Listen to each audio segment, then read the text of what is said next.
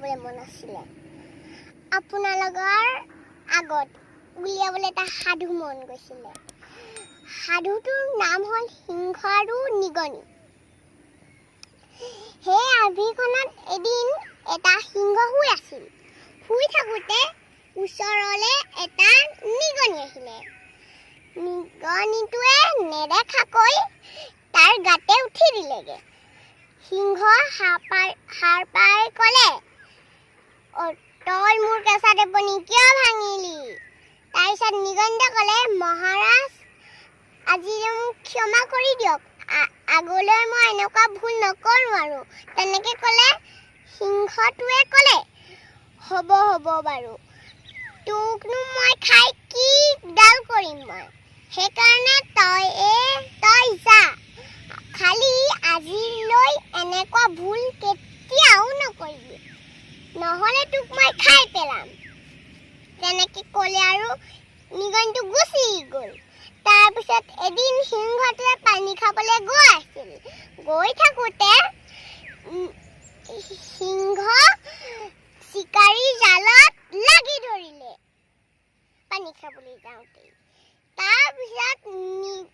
নিগনিটো সেইফালে আহি আছিলে তাৰপিছত সিংহটোৱে কোন ক'ত আছা বচোৱা তেনেকৈ চিঞৰিছিলে নে তাৰপিছত নিগনিটো সেইফালে আহি থাকোঁতে নিগনিটোৱে ক'লে এইটো দেখোন আমাৰ মহাৰাজৰ মাত তেনেকৈ বুলি কৈয়ে নিগনিটো দৌৰি গুচি গ'ল তাৰপিছত সিংহটো ওচৰ পাই গ'লগৈ পাই যাওঁতে তাৰপিছত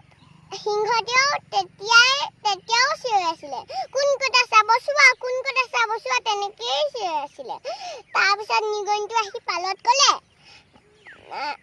মহাৰাজ আপুনি ভয় নকৰিবা মই আছোঁ আপোনাক মই সহায় কৰি দিম আৰু আপুনি কেতিয়াও চিন্তা নকৰিব তেনেকৈ বুলি কয় নিগনিটোৱে দাঁতেৰে তেনেকৈ কুটি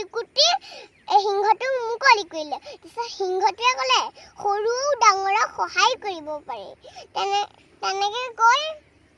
সেইটোৱে সাধু আমি এতিয়া কি শিকিলোঁ বাৰু যেনেকৈ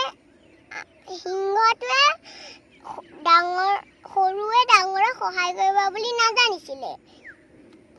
আকৌ নিগনিটোৱে বুজাই দিলে সৰুৱেও ডাঙৰক সহায় কৰিব পাৰে ধন্যবাদ মই মানে ঢেৰ সাধু জানো খালি মোৰ বহুত কাম আছিল আৰু ভাল লাগিলে